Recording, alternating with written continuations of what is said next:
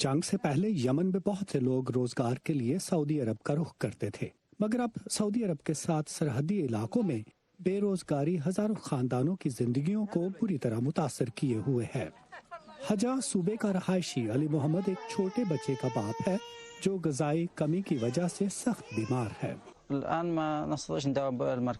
यहाँ कोई काम नहीं, मैं हर वक्त घर में बैठा रहता हूँ। पहले सब अच्छा था, मगर जंग के बाद हम सऊदी अरब नहीं जा सकते। जब तक ये हालात जारी रहेंगे कोई मुलाजमत नहीं होगी। यमन में काम करने वाले आलमी फलाही इदारों का कहना है कि यमन में ग़िज़ाई कमी लाखों बच्चों की सेहत को मुतासिर कर रही है। ग़िज़ाई कमी इस हद तक फैल चुकी है जो अफ्रीका से भी ज्यादा खौफनाक है, और इसकी कई वजूहात हैं।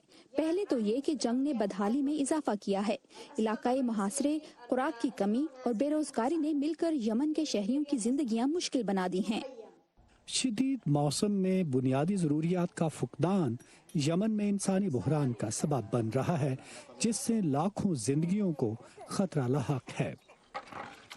नदीम याकूब, वॉइस ऑफ अमेरिका।